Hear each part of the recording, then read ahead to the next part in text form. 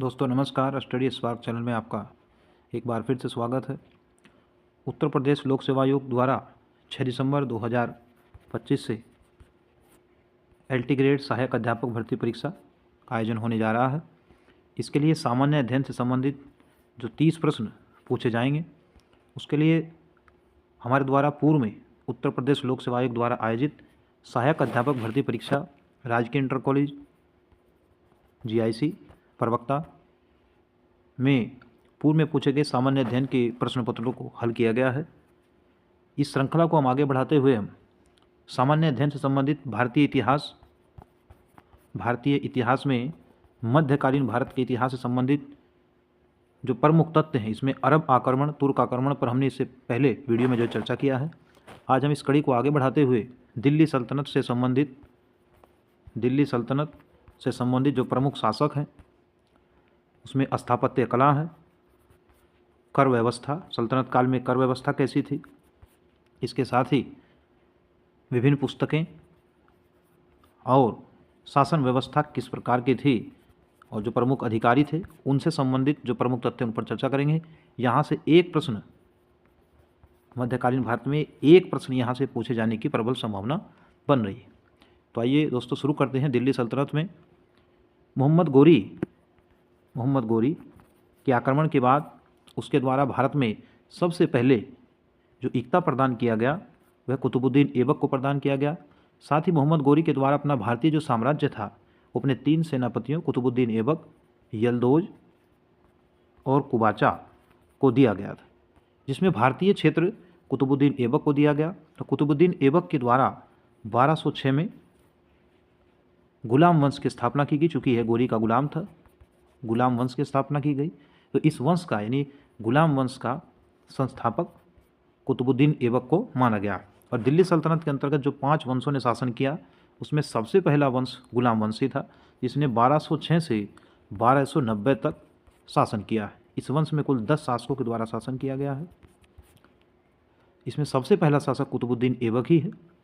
कुतुबुद्दीन ऐबक गोरी का गुलाम था, अतः इसके द्वारा स्थापित वंश को गुलाम वंश कहा गया।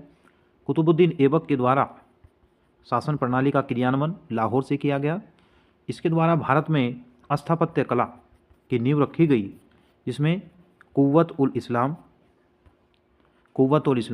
और 2.5 दिन का झोपड़ा नामक मस्जिद का निर्माण भी किया गया। इसे लाख बख्श, लाखों का दान करने वाला, तथा पील बख्श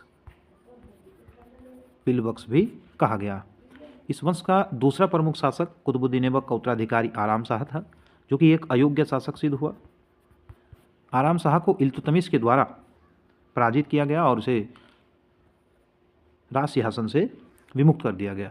और इल्तुतमिश ये कुतुबुद्दीन ऐबक का गुलाम था।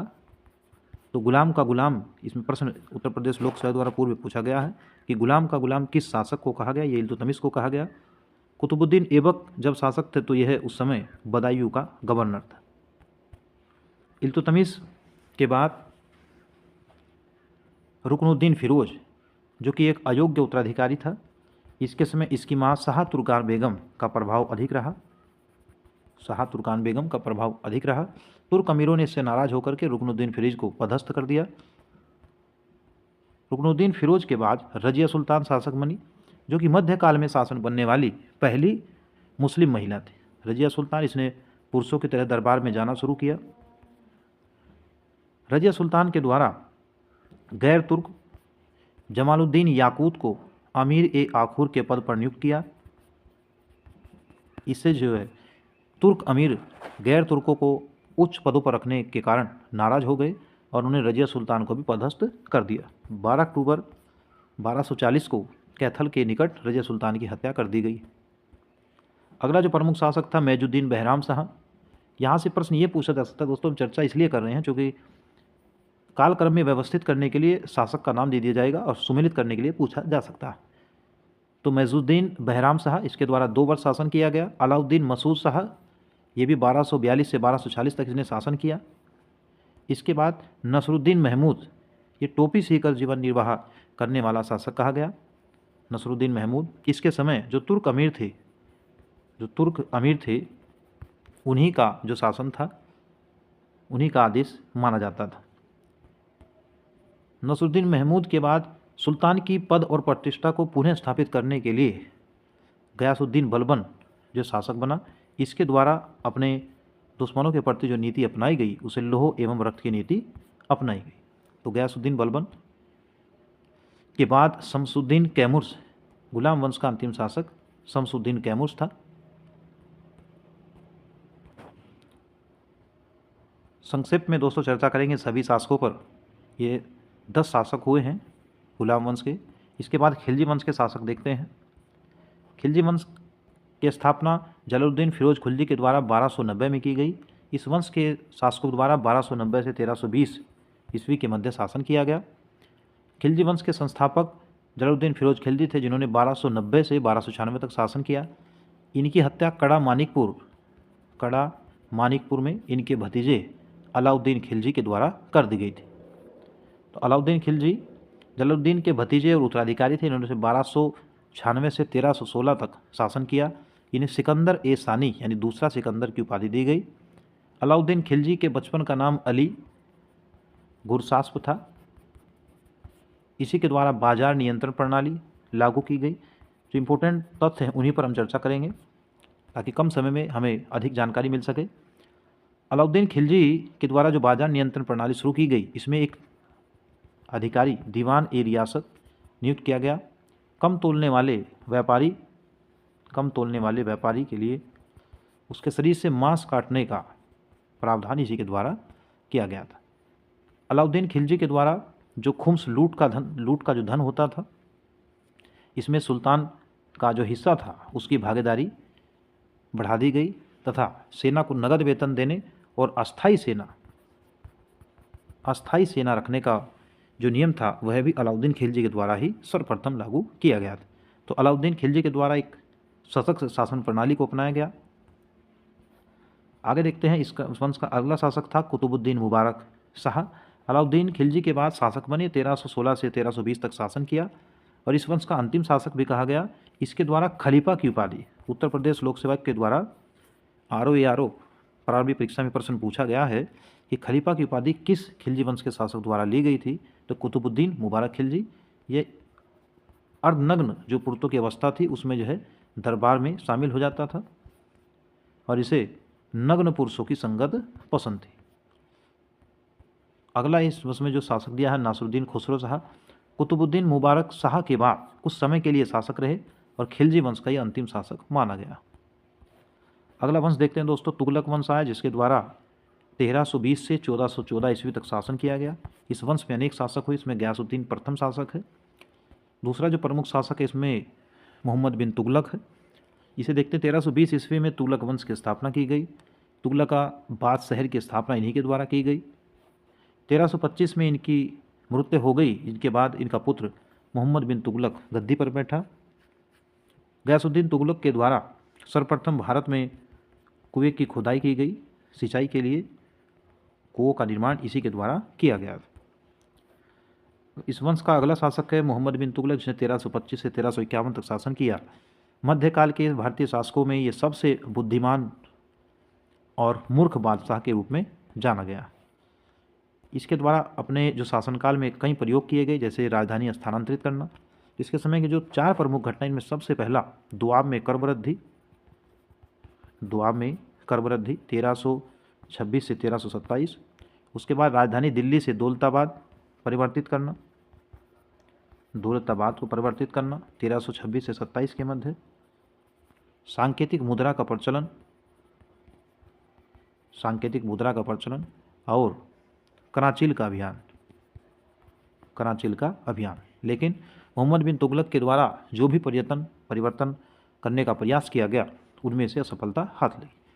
मध्यकाल के सभी शासकों में ये पढ़ा लिखा होने के साथ साथ इसे पागल तथा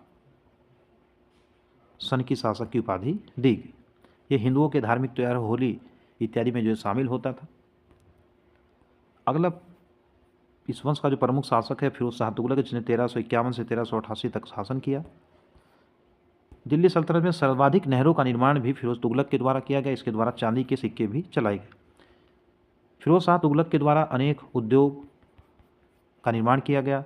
अनेक नगर जैसे कि हिसार, फतेहाबाद, इत्यादि जौनपुर नगर की स्थापना की गई। इसके समय सर्वाधिक 1,80,000 दासों की संख्या बताई जाती है फिरोज शाह तुगलक के द्वारा। अगला वंश देखते हैं ख्रिज खां, यानी सैयद वंश के संस्थापक हैं वह है ख्रिज खां है, जिसने 1414 से 1421 तक शासन किया। इसने सुल्तान की उपाधि धारण न कर रैयत ए आला की उपाधि धारण की थी। यह तैमूर लंका सेनापति था, जिसमें लाहौर एवं मुल्तान का जो क्षेत्र था तैमूर लंग के द्वारा इसे दिया गया। देखते हैं इस वंश का संस्थापक जिसने तैमूर के आक्रमण के बाद दिल्ली सल्तनत पर शासन स्थापित किया, उसने सुल्तान की उपाधि न लेकर रैयत ए आला की उपाधि धारण की। तो सैयद वंश का पहला शासक ख्रिज खां हो जाएगा। दूसरा प्रमुख शासक है मुबारक शाह। ख्रिज खां के बाद उसका पुत्र गद्दी पर बैठा, उसने अपने शासनकाल में कई विद्रोहों का सामना करना पड़ा। मोहम्मद शाह 1434 से 1445, मुबारक शाह के बाद उसका भतीजा शासक बना। इसके शासनकाल में अशांति और केंद्रीय सत्ता के कमजोर होने के कारण आंतरिक कलह बढ़ गई। अलाउद्दीन आलम शाह 1445 से 1451, इस सैयद वंश का अंतिम शासक था, इंपॉर्टेंट है, पूछा गया प्रश्न है। वह नियंत्रण बनाए रखने में विफल रहा, जिस कारण लोधी वंश का उदय हुआ। यहाँ दोस्तों इंपॉर्टेंट पॉइंट है, दिल्ली सल्तनत के जो 5 वंश हुए हैं, इन 5 में 4 जो है तुर्क मूल के थे और अलाउद्दीन जो आपका जो लोधी वंश है यह अफगान वंश से संबंधित। तो 4 वंश ये तुर्क मूल के थे, जबकि लोधी वंश ये अफगानी मूल के शासक थे। तो लोधी वंश के शासक देखते हैं। पहला शासक इसमें हो जाएगा बहलूल लोधी, जिसमें 1451 से 1489 ईस्वी तक शासन किया। ये अपने सरदारों को मकसद ए अली कहकर पुकारता था। सिकंदर लोधी इस वंश का सबसे प्रसिद्ध शासक रहा। सिकंदर लोधी 1489 से 1517 शासन किया। इसने 1504 ईस्वी में यमुना नदी के तट पर आगरा नगर की स्थापना की थी, ताकि राजपूत शासकों के आक्रमण से बचा जा सके। इब्राहिम लोधी इस वंश का अंतिम शासक है, जो 21 अप्रैल 1526 को पानीपत की पहली लड़ाई में बाबर के द्वारा पराजित हुआ था। मध्यकाल में युद्ध में मरने वाला यह पहला शासक था। तो आगे दोस्तों देखते हैं सल्तनत काल में जो कर व्यवस्था थी, प्रमुख कर कौन कौन से थे उस पर चर्चा करेंगे। पहला कर इसमें खराज जो गैर मुस्लिम किसान थे उनसे भूमि की उपज का एक हिस्सा जो है लिया जाता। सल्तनत काल में जो कर की जो दर थी वह 1/3 थी, यानी लगभग 33%, लेकिन अलाउद्दीन खिलजी के द्वारा इस दर को 50% यानी 1/2 उपज का कर दिया गया था। अगला कर है ज़कात। मुसलमानों से उनकी संपत्ति पर लिया जाने वाला एक धार्मिक कर था, जिसका उपयोग केवल मुसलमानों के कल्याण पर ही होता था। तो ज़कात एक तरह से धार्मिक कर है। खुम्स ये जो कर है ये युद्ध की लूट, खजाने के माल से प्राप्त 5वें हिस्से का कर था, लेकिन अलाउद्दीन खिलजी के द्वारा लूट के धन यानी खुम्स का 3/4 भाग सरकारी खजाने में जमा करा गया। इसी कारण सरकारी भूमि की सर्वाधिक वृद्धि अलाउद्दीन खिलजी के शासन में हुई। अगला कर है जजिया। गैर मुस्लिम वयस्कों पर सैन्य सेवा से छूट के बदले लिया जाने वाला संरक्षण कर था। तो जजिया जो कि हिंदुओं से लिया जाने वाला कर था। उस मुस्लिम किसानों से लिया जाने वाला एक भूमि कर था। घरों पर लगाए जाने वाला एक कर। चराई कर, ये दुधाऊ पशुओं पर लगाया जाता था। आयात कर व्यापारिक वस्तुओं घोड़ों पर लिया जाने वाला कर था, जिसकी दर गैर मुस्लिमों के लिए 2 गुनी थी। कर निर्धारण के तरीके सल्तनत काल में क्या थे? पहला था मसाहत। अलाउद्दीन खिलजी द्वारा लागू की गई यह भूमि के माप के आधार पर लगान तय करने की एक प्रणाली थी, मसाहत। दूसरी प्रणाली थी किस्मत ए गल्ला या गल्ला बख्शी या बटाई। इसमें फसल की पैदावार में से राज्य का हिस्सा लिया जाता था। सल्तनत कालीन जो स्थापत्य कला है उसे देखते हैं। सल्तनत काल में जब स्थापत्य कला की शुरुआत हुई तो इसमें हिंदू विधि जो है प्रत्यक्ष रूप से देखने को मिलती है, चाहे वो 2.5 दिन का झोपड़ा हो। कुव्वत उल इस्लाम जो मस्जिद है कुतुबुद्दीन ऐबक के द्वारा 1206 में बनाई गई है, इसका निर्माण है। इसमें हिंदू जो संस्कृति है उसके चिन्ह देखने को मिलते हैं। तो इमारत इसमें देखते हैं, पहली इमारत कुव्वतुल इस्लाम है जो कि कुतुबुद्दीन ऐबक के द्वारा बनाई गई। दूसरी प्रमुख इमारत है कुतुब मीनार, जो उस समय के प्रसिद्ध सूफी संत कुतुबुद्दीन बख्तियार काकी की स्मृति में कुतुबुद्दीन ऐबक के द्वारा बनवाई गई। लेकिन इसका निर्माण, जो पूर्ण निर्माण था, वह 1231 में इल्तुतमिश के द्वारा कराया गया। अगली प्रमुख इमारत है अढ़ाई दिन का झोपड़ा, राजस्थान में है। इसका निर्माण कुतुबुद्दीन ऐबक के द्वारा किया गया। हालांकि ये विसल देव के द्वारा निर्मित एक सरस्वती विद्यालय था, जिसे तुड़वा करके कुतुबुद्दीन ऐबक के द्वारा अढ़ाई दिन का झोपड़ा नामक मस्जिद का निर्माण कराया गया। इल्तुतमिश का मकबरा इल्तुतमिश के द्वारा बनाया गया। जामा मस्जिद, ये भी इल्तुतमिश द्वारा निर्मित। अतारकिन का दरवाज़ा इल्तुतमिश। सुल्तानगढ़ी का जो मकबरा है, यह भी इल्तुतमिश, सुल्तानगढ़ी का मकबरा इल्तुतमिश के द्वारा अपने बड़े पुत्र की स्मृति में बनाया गया था। अगला जो इमारत है लाल महल, इसका निर्माण बलबन द्वारा किया गया। बलबन का मकबरा बलबन के द्वारा। जमात खाना मस्जिद अलाउद्दीन खिलजी। अलाई दरवाज़ा, ये भी अलाउद्दीन खिलजी द्वारा निर्मित है दिल्ली में। 1000 सितून यानी 1000 स्तंभों का जो महल है, इसका निर्माण भी अलाउद्दीन खिलजी द्वारा किया गया। तुगलकाबाद, तुगलक वंश के संस्थापक गयासुद्दीन तुगलक के द्वारा। गयासुद्दीन तुगलक का मकबरा, यह भी गयासुद्दीन तुगलक द्वारा बनाया गया। अगला देखते हैं इसमें आदिलाबाद का मकबरा मोहम्मद बिन तुगलक, जहाँ पनाहनगर मोहम्मद बिन तुगलक। शेख निज़ामुद्दीन औलिया का मकबरा, उस समय के प्रसिद्ध सूफी संत शेख निज़ामुद्दीन औलिया, ये मोहम्मद बिन तुगलक के द्वारा इनका जो है मकबरा बनवाया गया था। इन्हें चिराग ए देलवी भी कहा गया। आगे देखते हैं फिरोज शाह तुगलक का मकबरा मोहम्मद बिन तुगलक। फिरोज शाह का मकबरा जूना शाह खाने जहाँ, काली मस्जिद जूना शाह खाने जहाँ, खिड़की मस्जिद जूना शाह खाने जहाँ। बहलोल लोदी का मकबरा, ये लोदी काल में निर्मित है। सिकंदर लोदी का मकबरा इब्राहिम लोदी। और मोठ की मस्जिद इम्पोर्टेंट है, ये मियाँ कुआं द्वारा सिकंदर लोदी के शासन में बनी इमारत।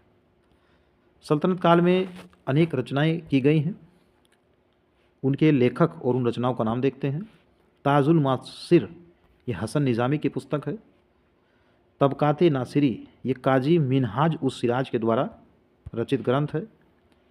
आगे है खज़ाइनुल फतूह या तारीख ए अलाई, ये अमीर खुसरो के द्वारा रचित है। आगे देखते हैं मिफ्ताह उल फतूह अमीर खुसरो। तुगलक नामा अमीर खुसरो।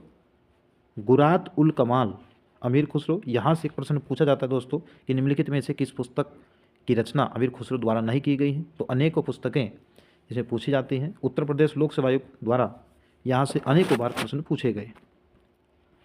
आगे दिया है देवल रानी, ये भी अमीर खुसरो की रचना है। तारीख ए फिरोज शाही जियाउद्दीन बरनी। फतवा ए जहांदारी जियाउद्दीन बरनी के लेखक हैं। तारीख ए फिरोज शाही शम्स ए सिराज अफीफ। फतवात ए फिरोज शाही, ये फिरोज शाह तुगलक की आत्मकथा है। तारीख ए मुबारक शाही याहिया बिन अहमद सरहिंदी द्वारा लिखित रचना है। अब देखते हैं सल्तनत काल की जो शासन व्यवस्था है, उसमें किस अधिकारी की क्या जिम्मेदारी थी, क्या विभाग दिए गए थे, उस समय उन शासकों को क्या कहा जाता था। सल्तनतकालीन शासन प्रणाली का जो केंद्र था, यानी केंद्रीकरण व्यवस्था अपनाई गई और सारी सत्ता जो है सम्राट में ही निहित होती थी, सुल्तान में निहित होती थी। तो पहला इसमें अधिकारी दिया है आरिज ए मुमालिक, इस सैन्य विभाग का प्रधान अधिकारी था, जिसे दीवान अर्ज या सैनिकों की भर्ती करना इसका प्रमुख कार्य था। इस विभाग की स्थापना गयासुद्दीन बलबन द्वारा की गई। आगे दिया है इंसा ए मुमालिक, पत्राचार विभाग का प्रधान होता था। रसालत ए मुमालिक विदेशी विभाग का प्रधान था। वकील ए दर शाही महल या सुल्तान की जो व्यक्तिगत ज़रूरतें थी उनका प्रमुख होता था। आगे दिया है अमीर ए हाजिब, दरबार के शिष्टाचार नियम लागू करता था। यहाँ दोस्तों अभी आसान लग रहे हैं, लेकिन परीक्षाओं में जब सुमेलित करने के लिए या निम्नलिखित में सुमेलित नहीं है, इस प्रकार से प्रश्न पूछा जाता है तो कन्फ्यूज़न ना हो, इसके लिए हम इस टॉपिक पर चर्चा कर रहे हैं। मीर ए जारिब, अपराधियों को दंड देने वाला, यानी इसे जल्लाद कहा गया। आगे है अमीर ए बरीद, खुफिया समाचार एकत्र करना, राज्य के अंदर और बाहर की जानकारी देता था। अमीर ए मुहतसिब, समाज, बाजार व नैतिकता की देखरेख करना। मुस्तौफ़ी ए मुमालिक, राज्य के महालेखा परीक्षक और खाते की जांच करता। आगे दिया है ख्वाजा ए जिहान, ये वित्त विभाग का प्रमुख था, इस राजकोष का संचालक कहा जाता है। दीवान ए रिसालत, विदेशी मामलों पर नियंत्रण करना। मीर ए सरी, बाजार मूल्य नियंत्रण, वजन माप की जांच करना। अगला जो प्रमुख अधिकारी दिया है मुंतकिब, आय व्यय का अनुमान करता था। सहना ए बारगाह, ये सुल्तान से मिलने वालों पर निगरानी रखता था। मुतशरीफ, कर वसूली अधिकारी होता था। मुहतारिक, लोक व्यवस्था की देखरेख। बरीद ए मुमालिक, सूचना व गुप्तचर विभाग का प्रधान अधिकारी थे। सर ए जमस, घुड़सवार विभाग का प्रमुख था। खाजिन, राजकोष की सुरक्षा। सहना ए उमर ए नकल, न्याय विभाग का प्रमुख, और सुल्तान के बाद जो न्याय व्यवस्था देखता था उसे काजी उल कजात कहा गया। तो सुल्तान के बाद जो दूसरा न्याय में प्रमुख व्यक्ति था काजी उल कजात था। आगे दिया है मुफ्ती, ये धार्मिक सलाह देने वाला। अमीर ए दाद, उच्च न्यायालय यानी हाई कोर्ट का प्रमुख। सहनाब, शहर की शांति व्यवस्था का प्रभारी। के साथ उस समय कुछ हिंदी में भी अनेक जो रचनाएं उनकी रचना हुई, उनके लेखक और रचना देखते हैं। पहली रचना है विज्ञानेश्वर मिताक्षरा, ये हिंदू विधि ग्रंथ कहा गया है मिताक्षरा। जयदेव के गीत गोविंद। जयसिंह सूरी द्वारा हमीर मद मर्दन, इंपॉर्टेंट है, हमीर मद मर्दन की रचना जयसिंह सूरी द्वारा। आगे दिया है विद्यापति द्वारा द्रुपदिक तरंगिणी। आगे है विद्यारण्य की जो रचना है शंकर विजय, इंपॉर्टेंट है। गौरी शंकर, गंगाधर प्रताप विलास, और अंतिम इसमें रचना हो जाएगी भास्कर द्वारा नकुल विजय। तो इंपॉर्टेंट है, सुमेलित करने के लिए यहाँ से प्रश्न पूछा जाता है। तो दोस्तों हमने दिल्ली सल्तनत से संबंधित जो प्रमुख शासक हैं, जहाँ से क्रम में लगाने के लिए प्रश्न पूछा जाता है शासकों को, उस पर चर्चा किया है। उसके साथ ही स्थापत्य कला, सल्तनत कालीन कर व्यवस्था, सल्तनत काल में जो अनेक रचनाएं लिखी गई हैं उन पर चर्चा किया है, तथा उसमें स्थापत्य कला पर भी हमने जो है चर्चा किया है। उम्मीद है दोस्तों ये जो सभी महत्वपूर्ण बिंदु हैं, ये उत्तर प्रदेश लोक सेवा आयोग द्वारा जब सहायक अध्यापक भर्ती परीक्षा का आयोजन होगा, यहाँ से एक प्रश्न आपसे पूछा जाएगा। तो उम्मीद है दोस्तों वीडियो आपको पसंद आया होगा। इसके लिए आप वीडियो को लाइक करेंगे, चैनल को सब्सक्राइब करेंगे। धन्यवाद।